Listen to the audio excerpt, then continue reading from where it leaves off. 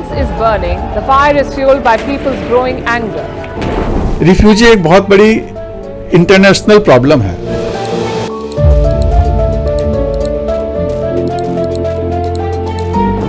Zero terrorist attacks in Poland. Why? Because there is no illegal migration in Poland. Demography change हुई है। कोई बहुत कहीं बड़ा आप डर कह है। रहे हैं कि जो मेजोरिटी है वो कहीं ना कहीं माइनॉरिटी बनती जा रही है। डेफिनेटली वो बहुत बड़ा डर है और 11 जिले में हो गया है ऑलरेडी। लक्षद्वीप के 2% हिंदू मेजॉरिटी कहलाते हैं और 97% जो कम्युनिटी है मुस्लिम्स की वो माइनॉरिटी कहलाती है। लेकिन आप उनको रहने के लिए दीजिए, उनको खाने के दीजिए, उनको पढ़ाइए। नागरिकता नहीं देते हैं हम। नागरिकता देने की बहुत बड़ा एक कहावत है, welfare state and free immigration does not go together. जय Hind everyone and you are watching Law Street Journal और मैं हूं आपके साथ महिमा। और आज जिस कानून पे हम बात करने जा रहे हैं वो है section 6A of citizenship act. इस एक्ट को क्यों भेदभाव वाला बताया जा रहा है, डिस्क्रिमिनेटरी बताया जा रहा है और अनकॉन्स्टिट्यूशनल भी कहा जा रहा है। इस मुद्दे को लेकर और जानकारी देने के लिए हमारे साथ हैं एडवोकेट हंसारिया जी। शुक्रिया सर हमसे बातचीत करने के लिए। Section 6A of citizenship act, basic आपसे जानना चाहेंगे हमारे दर्शकों के लिए कि ये एक्ट क्या है और आप क्यों इसे डिस्क्रिमिनेटरी कह रहे हैं। सही पूछा आपने। पहले जानने की ज़रूरत है कि 6A है क्या।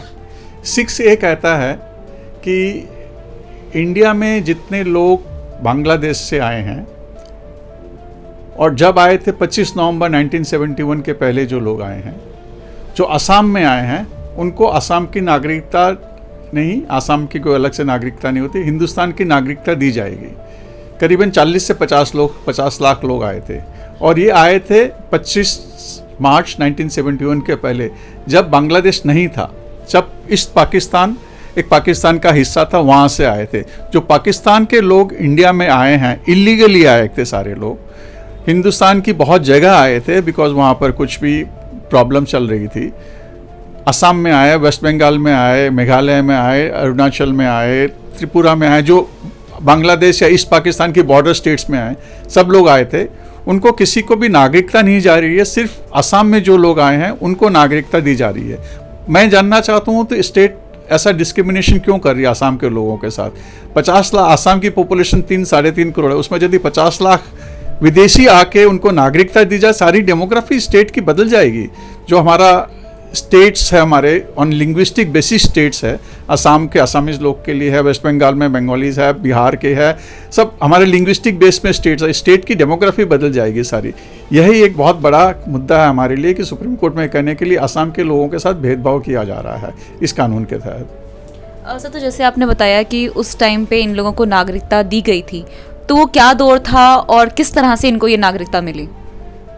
देखिए, 1971 में आए, कुछ भी नहीं हुआ। 85 में ऑल असम स्टूडेंट्स यूनियन के साथ में एक असम अकॉर्ड हुआ।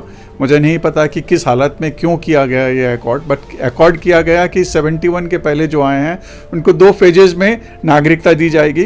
एक 66 से पहले आए उनको नागरिकता इमीडिएटली दी जाएगी, 66 to 71 आए उनको नागरिकता दी जाएगी, लेकिन वो इलेक्शन का वो राइट एक्सरसाइज नहीं कर सकते 10 साल तक। तो 81 से वो भी कर सकते हैं।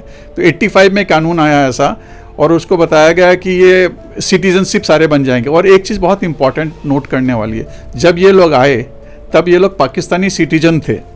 दे owe an allegiance to the Pakistani constitution. जैसे हम हिंदुस्तानी या इंडियन कॉन्स्टिट्यूशन के ऊपर हम अपनी श्रद्धा रखते हैं, एलिजेंस रखते हैं हम। उस समय था कि पाकिस्तानी कॉन्स्टिट्यूशन से एलिजियंस रखते थे। हिंदुस्तान में आते हैं, हिंदुस्तान के नागरिक बनते हैं। जो सिटीजनशिप एक्ट है, और कोई आता है, किसी के लिए भी कहीं से भी आता है, उनको एक ओथ लेनी पड़ती है कि हम भारत के संविधान को मानते हैं। ये 40 लाख 50 लाख जो लोग आए हैं, इनको कोई भी जैसी ज़रूरत नहीं है कि वो एक ओथ ऑफ एलिजेंस दे कि हिंदुस्तान के संविधान की हम मानते हैं। पाकिस्तान का संविधान एक अलग तरह का संविधान है, अलग से का संविधान था। इस्लामिक स्टेट ऑफ पाकिस्तान कहते थे उसको उस समय 71 में जो कॉन्स्टिट्यूशन था। हिंदुस्तान एक सेकुलर कंट्री है, हम सब धर्मों को मानते हैं, लेकिन आप इस रिक्वायरमेंट को कम्प्लीटली डिस्पेंस विद कर दिया गया। और कोई हिंदुस्तान से कहीं से भी आता है और अप्लाई करता है तो उसको ये ज़रूरत होती है कि आप एक डिक्लेरेशन दे, वो तो एक एप्लीकेशन लिखें, क्यों रहना चाहते हैं, कहाँ रहना चाहते हैं, एक एक आपको शपथ लेनी होती है कि हम भारत के संविधान को मानेंगे, लेकिन इन लोगों के लिए ऐसा कुछ कार्यक्रम नहीं रखा गया, तो इसीलिए एक बहुत बड़ी डिस्क्रिमिनेटरी ट्रीटमेंट किया गया हमारे हिसाब से। तो क्या लगता है आपको इसने जिस तरह से ये आया, असम अकॉर्ड आया, 6A एक प्रोविजन लाया गया, उसने किस तरह से बदलाव लाया असम में?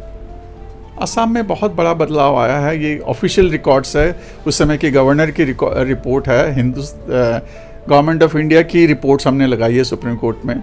बदलाव तो अब एक जस्टिस BK शर्मा बाद में गवर्नमेंट ऑफ इंडिया ने कमेटी बनी, उसमें उन्होंने कहा है कि पहले 4 स्टेट्स में एक माइनॉरिटी कमेटी मेजॉरिटी थी, आज 11 डिस्ट्रिक्ट्स में, नॉट ओनली स्टेट्स, पहले 4 डिस्ट्रिक्ट में थी, आज 11 डिस्ट्रिक्ट्स में है। आई एम नॉट सेइंग कि भी मुस्लिम्स होने चाहिए नहीं होने चाहिए, बट डेमोग्राफी चेंज हुई है। इतने लोगों को आप एक साथ नागरिकता दे देंगे हिंदुस्तान की, डेमोग्राफी चेंज होगी तो वहाँ के लोगों को एक बहुत बड़ा डर कह रहे हैं कि जो मेजोरिटी है वो कहीं ना कहीं माइनॉरिटी बनती जा रही है। डेफिनेटली वो बहुत बड़ा डर है, और 11 जिले में हो गया है ऑलरेडी।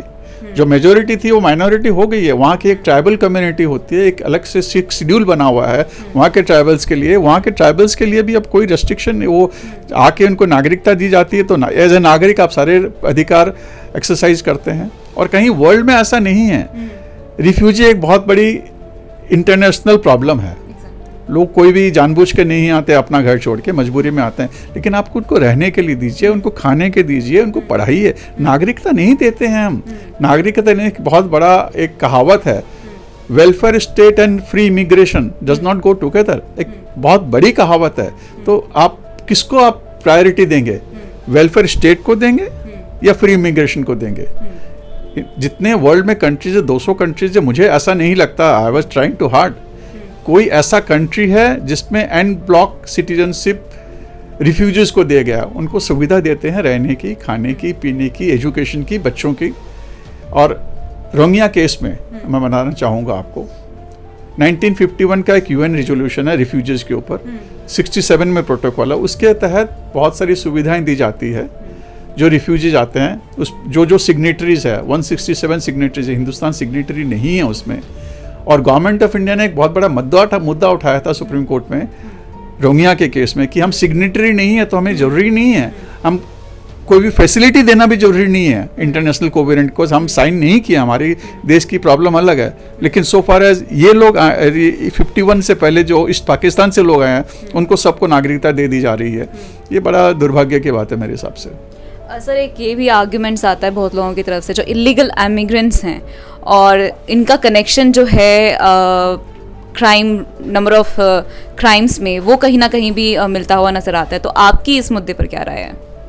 मुझे नहीं लगता कि जो रिफ्यूजी आते हैं वो बहुत मजबूरी में आते हैं। मैंने कहा आई हैव सिंपैथीज, मैं भी अपना घर छोड़ के कहीं नहीं जाना चाहूँगा। मजबूरी में आते हैं, क्राइम करते हैं, पेटी क्राइम करते हैं, कोई रिकॉर्ड नहीं है जनरली है। हो सकता है कि मजबूरी में कोई आदमी के बच्चे को भूखा है, बीमार है, बड़ा पेरेंट बीमार है, तो कुछ करते होंगे, बट इसको क्राइम से जोड़ देना मेरे हिसाब से सही नहीं होगा। It will be not just. बहुत सी ऐसी कंट्रीज हैं देश के मतलब दुनिया के अंदर जो कि पहले एक एक खुला हाथ अपनाती थी कहीं ना कहीं कि आइए आप शरणार्थी आप रहिए थोड़े टाइम के लिए और फिर आप चले जाइए अपने देश, लेकिन वो नहीं हो रहा है। तो इसलिए कहीं ना कहीं उन्होंने अपने दरवाजे बंद कर लिए हैं अपने देश के। तो क्या लगता है आपको, क्या भारत को भी इस तरह की नीति अपनानी चाहिए?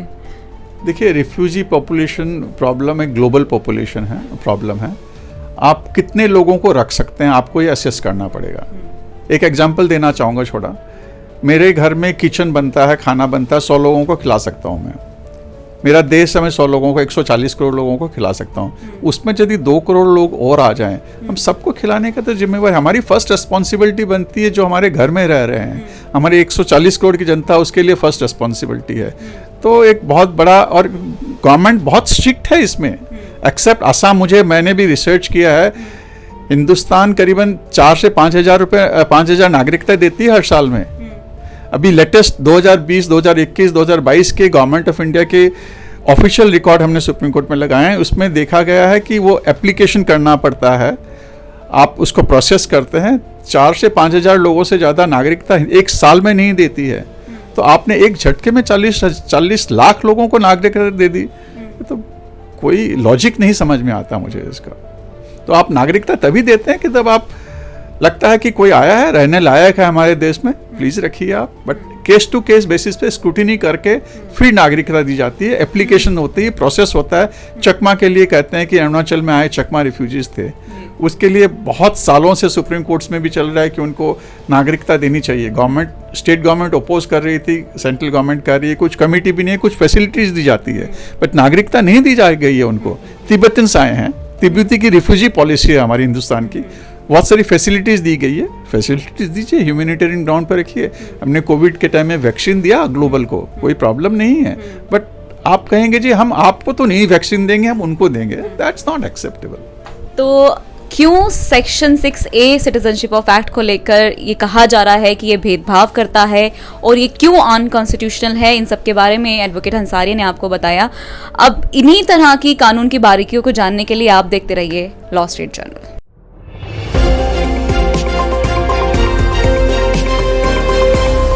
लॉ स्ट्रीट भारत, राष्ट्र के हित में।